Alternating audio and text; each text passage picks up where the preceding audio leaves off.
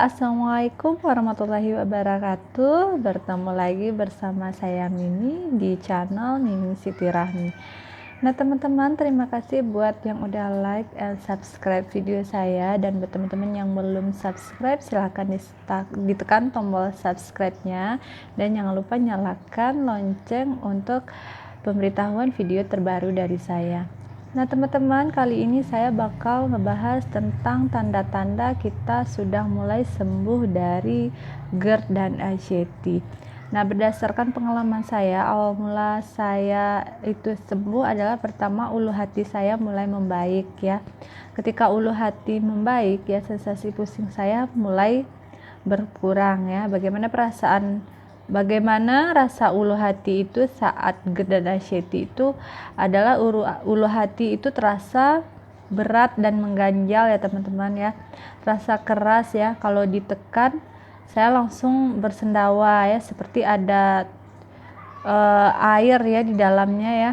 Jadi rasa sakit itu berada di atas perut dan di bawah dada ya, jadi di tengah-tengah ya, tepatnya di ulu hati ya. Jadi kalau mau misalnya saya telungkup terus mau berdiri, itu rasanya ada beban ya teman-teman di ulu hati ini. Nah ketika itu mulai sembuh ya, sensasi pusing saya berangsur-angsur mulai hilang. Yang kedua ya, detak jantung itu mulai normal ya.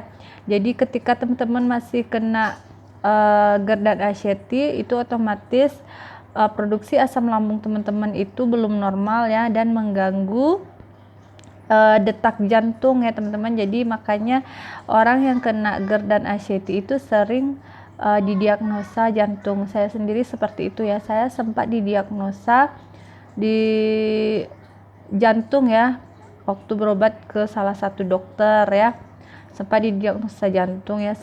Waktu itu EKG beberapa kali ya, dan sampai benar-benar dokternya pun bilang gitu, masih muda kok kena jantung ya. Tapi pas diperiksa lagi ternyata normal ya teman-teman ya. Jadi waktu itu disitulah sebenarnya saya makin sakit ya, karena stres dengan kejutan-kejutan penyakit, diagnosa penyakit ya teman-teman ya.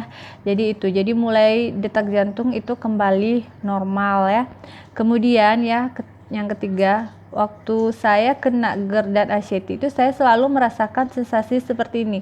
Kalau misalnya saya duduk di kursi plastik atau duduk di kursi yang bahannya kayu, nggak ada sofanya ya, itu sensasinya kalau saya mau duduk rasanya kursi itu akan patah ya, kemudian badan saya rasanya mau rebah ya.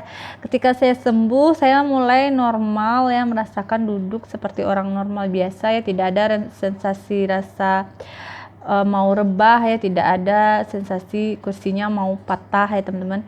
Jadi waktu itu saya coba-coba, kalau udah normal berarti saya senang banget teman-teman ya, sudah bisa kembali duduk dengan normal. Bahkan dulu ya teman-teman ya, saya itu duduk seperti ini waktu awal-awal gejala itu harus pakai pakai bantal di sini ya teman-teman ya, supaya ada rasa keseimbangan di badannya. Jadi duduk pun nggak bisa seimbang teman-teman, apalagi jalan ya. Tidur pun susah dulu ya teman-teman, ada rasa tidak seimbang dan rasa seperti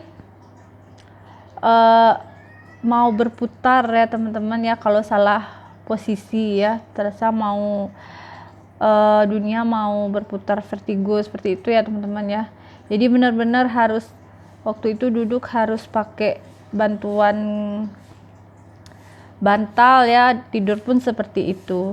Kemudian jalan, yang keempat, jalan itu mulai normal ya. Kalau waktu kena asam lambung itu jalan terasa bergelombang ya, lantai rasanya itu bergelombang seperti di atas kapal ya, padahal lantai itu datar ya teman-teman ya, tapi sensasinya rasanya bergelombang ya.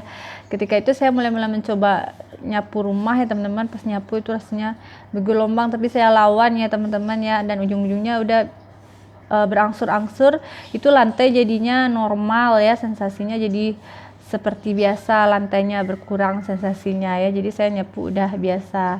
Kemudian yang kelima, rasa pusing ya, rasa pusing berkurang ya.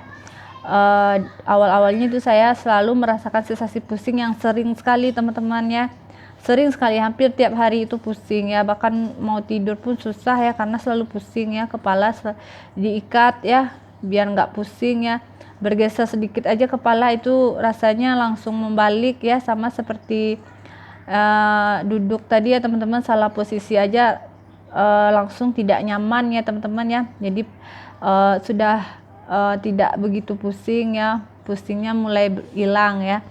Kemudian berkurangnya sakit pinggang dan nyeri di punggung ya teman-teman. Jadi saya itu kena gejala GERD dan anxiety, punggung dan pinggang itu saya itu selalu nyeri ya, apalagi kalau telat makan ya teman-teman, langsung pinggang sama punggung itu sakit ya.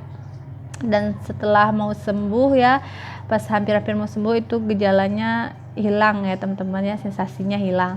Kemudian sudah bisa tidur ya, yang ketujuh, sudah bisa tidur yang nyenyak ya, sudah jarang mimpi buruk ya, sudah jarang kaget kebangun malam-malam ya. Biasanya selama saya GERD dan anxiety itu saya sering kebangun malam-malam kaget gitu ya, terus sering mimpi buruk ya. Setelah hampir sembuh itu sudah tidur, sudah mulai nyenyak, udah bisa tidur ya. Kemudian keliengan dan rasa tidak seimbang tadi berkurang ya ketika jalan. Biasanya kalau jalan agak jauhan ya, misalnya ke warung itu susah sekali teman-teman ya, rasanya bergelombang gitu ya kalau jalan teman-teman ya. Jadi memang kepala harus dipegang. Waktu saya mulai keluar ya, mulai melawan ya, benar-benar saya pegang kepala saya pas jalan ke warung ya teman-teman, karena terasa bergelombang ya, itu sudah juga mulai hilang. Kemudian saya mulai sering muntah ya teman-teman. Jadi apapun yang tidak diterima oleh lambung saya, tidak bisa dicerna oleh lambung saya, langsung muntah ya teman-teman ya. Ketika setelah muntah itu sensasinya berkurang ya, dan kondisi menjadi lebih baik. Kemudian saya merasakan tidak begitu takut dengan ketinggian ya. Jadi dalam keadaan normal ya teman-teman, saya itu tipe orang yang takut ketinggian ya. Ditambah lagi ketika kena GERD dan anxiety, saya malah makin takut ya. Waktu itu saya lewat jembatan ya, jembatannya tidak terlalu tinggi ya teman-teman, jadi saya nggak sampai ya, setengah jembatan aja tuh saya udah balik kiri ya teman-teman, nggak bisa lanjutin ya, karena sensasinya langsung mau pusing ya. Nah setelah mau sembuh itu udah bisa lewat jembatan ya, udah tidak begitu takut ketinggian ya teman-teman ya. Kemudian sudah bisa di ruangan sempit ya. Waktu itu saya pernah ke rumah teman yang WC-nya itu sempit, yaitu sensasinya rasa mau pusing, rasa mau sesak nafas ya.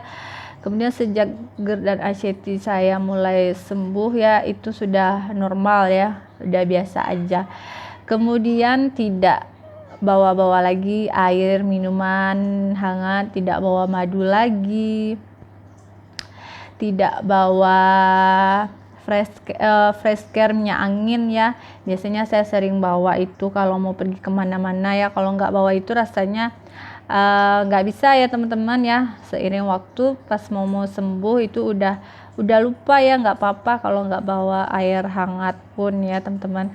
Kemudian sering buang angin besar, buang angin maksudnya, sering buang angin ya, sering buang angin ya. Kalau itu bagus ya teman-teman, sering buang angin berarti asam lambungnya keluar ya teman-teman ya, gas-gas yang di dalam perut itu keluar ya. Kemudian saya mulai bisa berpikir normal ya teman-teman ya. Jadi ketika biasanya ada sensasi sedikit ya, yang dulunya kalau terasa sakit kepala sedikit saya langsung panik, langsung anxiety kambuh ya, langsung cemas. Dan ketika sembuh ya, kalaupun ada gejala, ada sensasi sedikit itu udah biasa, paling nanti sembuh gitu. Nah teman-teman, semoga informasi ini bermanfaat untuk teman-teman ya. Semoga teman-teman juga sudah ada tanda-tanda kesembuhan pada teman-teman semua ya. Mudah-mudahan segera sembuh. Terima kasih buat yang udah nonton video saya. Jangan lupa like and subscribe. Assalamualaikum warahmatullahi wabarakatuh.